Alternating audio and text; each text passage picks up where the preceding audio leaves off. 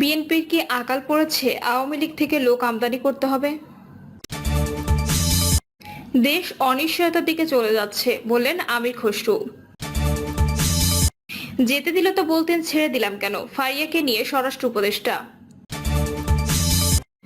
জানবো bifocal lens গায়ের জ্বালা মেটাতে গিয়ে ভারত যেভাবে ধরা খেলো, এবং সর্বশেষ জানবো সাম্য হত্যায় যারা ভিন্ন বয়ান তৈরি করছে তাদেরও বিচার চায় ছাত্রদল। শুনছিলেন সংবাদ শিরোনাম, এবারে বিস্তারিত। বিএনপির কি আকাল পড়েছে? আওয়ামী লীগ থেকে লোক আমদানি করতে হবে। বিএনপির স্থায়ী কমিটির সদস্য সালাউদ্দিন আহমেদ বলেছেন, বিএনপির কি এত আকাল পড়েছে যে আওয়ামী লীগ থেকে সদস্য আমদানি করতে হবে? যে আওয়ামী লীগের ডিএনএ তে গণতন্ত্র নাই তাদের কেন আহ্বান করতে হবে বিএনপির সদস্য হওয়ার জন্য?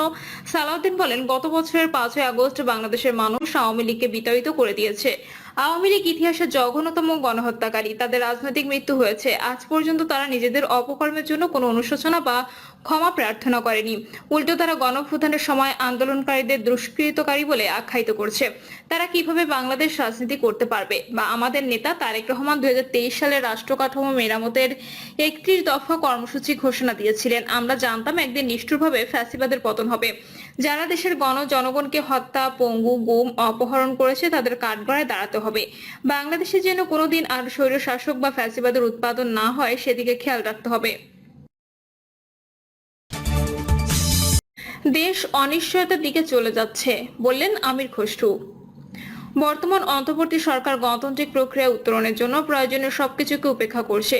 এর মাধ্যমে দেশ একটা অনিশ্চয়তার দিকে চলে যাচ্ছে। এমন অবস্থায় বাজেট বলুন আর অর্থনীতি বলুন, কিছুই কাজ করবে না। আমির খসরু মাহমুদ চৌধুরী বলেন, বাংলাদেশকে গণতান্ত্রিক রূপান্তরের দিকে নিয়ে যাওয়ার জন্য প্রয়োজনীয় পদক্ষেপগুলো নেওয়া এই সরকারের প্রধান দায়িত্ব।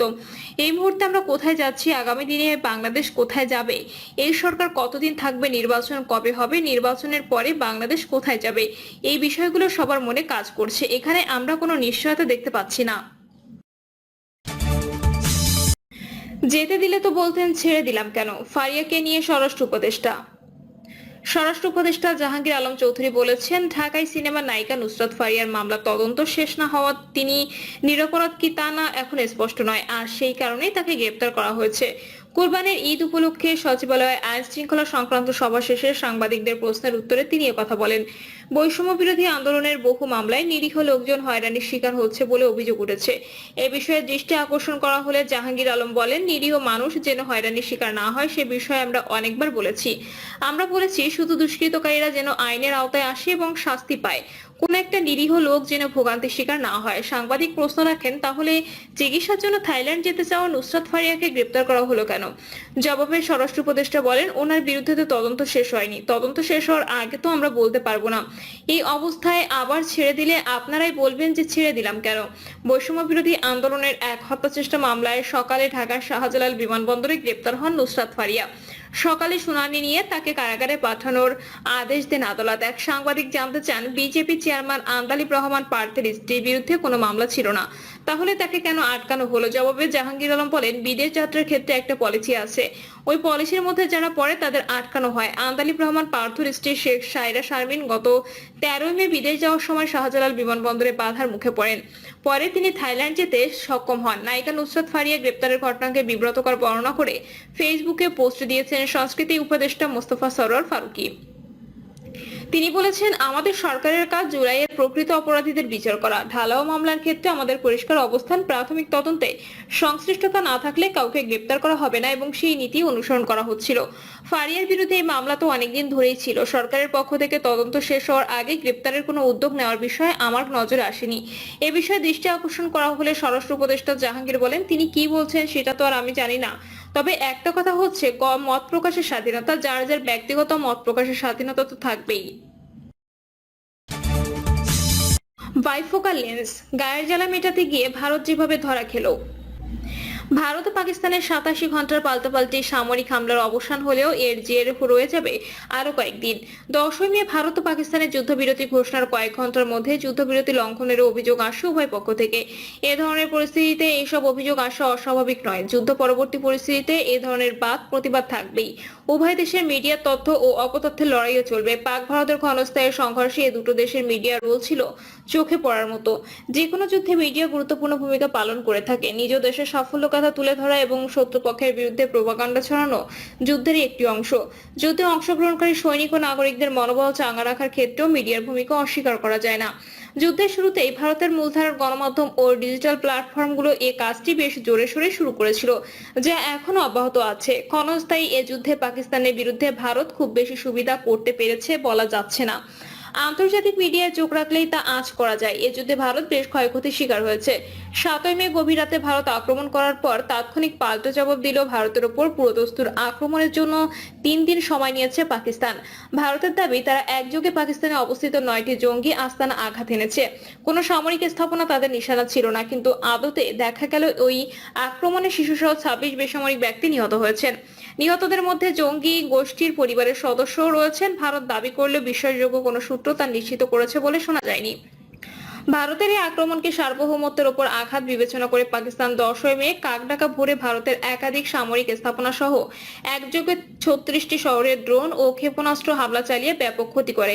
পাকিস্তান ভারতের আদমপুরে অবস্থিত একটি রাশিয়ার তৈরি 1.5 বিলিয়ন মার্কিন ডলার মূল্যের S-400 আকাশ প্রতিরক্ষা ক্ষেপণাস্ত্র ব্যবস্থা ধ্বংস করার দাবি করেছে। এছাড়াও ভারতের 5টি যুদ্ধবিমান ভূপাতিত করেছে বলেও দাবি করে। 5টি যুদ্ধবিমানের মধ্যে ফ্রান্স থেকে ক্রয় করা অত্যাধুনিক 3টি রাফায়েল বিমানও আছে। ভারত অবশ্য আকাশ প্রতিরক্ষা ক্ষেপণাস্ত্র ব্যবস্থা ও যুদ্ধ বিমান বিধ্বস্ত হওয়ার খবর সরাসরি অস্বীকার করে।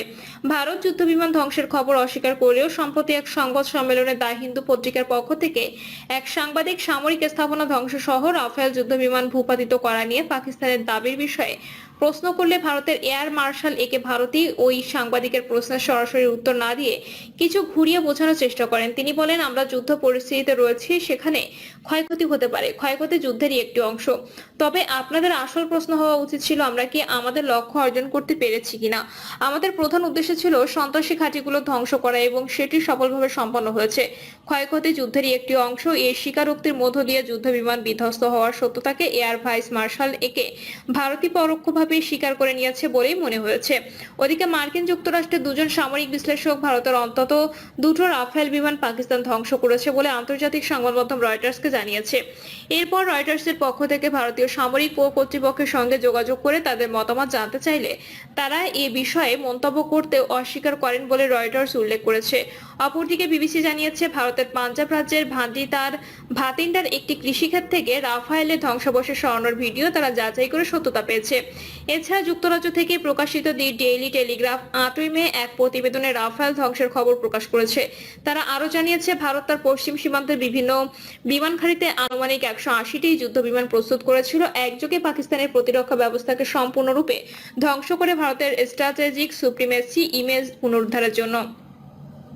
কিন্তু শেষ পর্যন্ত তারা পিছু হটেছে। পাকিস্তানের সর্বাত্মক প্রতিরোধের মুখে যুদ্ধের দৃশ্যপট সম্পূর্ণ পাল্টে যায়। এরপর ভারতের আর কোনো যুদ্ধ বিমানকে সীমান্ত অতিক্রম করতে দেখা যায়নি। ভারত সম্ভবত অনুমান করতে পেরেছিল সীমানার ওপারে তাদের জন্য ভীতিকর কিছু অপেক্ষা করছে। পাকিস্তানের হাতে থাকা সর্বাধুনিক চাইনিজ J-10C যুদ্ধ বিমান উন্নত প্রযুক্তির PL-15 মিসাইল এমনই ক্ষমতাধর। ভারতীয় রাডার সিস্টেম তাদের চিহ্নিত করতে অক্ষম। J-10C যুদ্ধ বিমান থেকে PL-15 মিসাইল নিক্ষেপ করলে 300 কিলোমিটার দূরের শত্রু লক্ষ্যবস্তুতে গিয়ে আঘাত করতে পারে। J-10C যুদ্ধবিমানের আধুনিক ডিজিটাল ইকোসিস্টেম শত্রু যুদ্ধবিমানের সব ডিজিটাল সিস্টেমকে জ্যাম করে ফেলতে পারে। 7 থেকে 8ই মে রাতে ফ্রান্সের তৈরি রাফেল নিয়ে ভারতের বৈমানিকরা যখন রওনা দেন, পাকিস্তানের আকাশ সীমায় প্রবেশ করার আগেই পাকিস্তান বিমান বাহিনীর যোদ্ধারা J-10C যুদ্ধ বিমানের radar cross section management system ব্যবহার করে রাফেলের অপারেটিং সিস্টেমকে সম্পূর্ণ অকেজো করে দেয়। ফলে ভারতীয় বিমান যোদ্ধারা বারবার নির্দিষ্ট বোতাম টিপেও শত্রু লক্ষ্যবস্তুতে মিসাইল ছুড়তে ব্যর্থ হয়। ভারতের যুদ্ধবিমান ভূপাতিত হওয়ার সংবাদ শুধু আন্তর্জাতিক গণমাধ্যমে প্রকাশিত হয়নি, খোদ ভারতের গণমাধ্যমে প্রচার হয়েছে। ভারতের প্রখ্যাত সাংবাদিক করণ থাপারের অনলাইন চ্যানেলে সাক্ষাৎকার দিতে গিয়ে ফোর্স ম্যাগাজিন এর সম্পাদক প্রবীণ সোহানি জানিয়েছেন, ইন্ডিয়া টুডে টেলিভিশনের বিশিষ্ট অনুষ্ঠান সঞ্চালক গৌরব সাওয়ালত 7ই মে সকালে যখন কাশ্মীরের স্থানীয় সাংবাদিকের সঙ্গে কথা বলেছিলেন, তখন সে সাংবাদিক জানিয়েছেন শ্রীনগরে একটি ভারতীয় যুদ্ধবিমান বিধ্বস্ত হয়েছে এবং বিমানের ধ্বংসাবশেষ চারদিকে ছড়িয়ে ছিটিয়ে পড়ে আছে। বিমান বিধ্বস্ত হওয়ার পর ভারতীয় বিমান বাহিনীর সদস্যরা দ্রুত বিধ্বস্ত বিমানের চারদিকে কর্ডন করে রেখেছে। তিনি আরো জানান, জম্মু ও কাশ্মীরের আরো 3টি স্থানে যুদ্ধবিমান বিধ্বস্ত হওয়ার খবর তিনি পেয়েছেন। এছাড়াও ভারতের দি হিন্দু, ইন্ডিয়ান এক্সপ্রেস ও ট্রিবিউনের মতো পত্রিকায় কাশ্মীরের 3টাতে একটি ভারতীয় যুদ্ধবিমান বিধ্বস্তের খবর প্রকাশিত হয়েছে। পরে অবশ্য ভারতের সামরিক কর্তৃপক্ষের অনুরোধে তারা এই খবর সরিয়ে নেয়। ওদিকে ব্রিটিশ ডেইলি টেলিগ্রাফ আরো লিখেছে, জে-10C যুদ্ধবিমান ও PL-15 মিসাইলের এমন অকল্পনীয় সক্ষমতা দেখে ভারত তাদের রাফায়েলের সম্পূর্ণ বিমান বহর পাকিস্তান সীমান্ত থেকে 300 কিলোমিটারের বেশি দূরে অভ্যন্তরীণ বিভিন্ন বিমান ঘাঁটিতে সরিয়ে নেয়। যুক্তরাষ্ট্রভিত্তিক টেলিভিশন CNN বলেছে, 10ই মে পাকিস্তানের প্রবল সামরিক চাপের মুখে ভারত দ্রুত যুক্তরাষ্ট্রের মধ্যস্থতা কামনা করে। যুক্তরাষ্ট্র তাদের অনুরোধে সাড়া দেয়, ফলে ভারত ও পাকিস্তানের মধ্যে সাময়িক যুদ্ধবিরতি ঘটে। যদিও ভারতের প্রধানমন্ত্রী সহ মূলধারার গণমাধ্যমে ভারতের আগ বাড়িয়ে অনুরোধ করার বিষয়টি অস্বীকার করে যুদ্ধবিরতির বিষয়ে উল্টো পাকিস্তানের আগ্রহের কথা জোরেশোরে প্রচার করে। তবে এই কথা প্রচারিত হয়েছে যুক্তরাষ্ট্রের ভাইস প্রেসিডেন্ট গোয়েন্দা সূত্রে গুরুত্বপূর্ণ ভীতিকর তথ্য পেয়ে ভারতের প্রধানমন্ত্রী নরেন্দ্র মোদীকে পাকিস্তানের সঙ্গে যোগাযোগ করে যুদ্ধবিরতি আলোচনা করতে উৎসাহিত করেন। এরই পরিপ্রেক্ষিতে যুদ্ধবিরতি কার্যকর হয়। প্রিয় দর্শক, এই ছিল এখনকার সর্বশেষ সংবাদ আপডেট। সব সংবাদ পেতে চ্যানেলটি সাবস্ক্রাইব করে বেল আইকনটি ক্লিক করে রাখুন।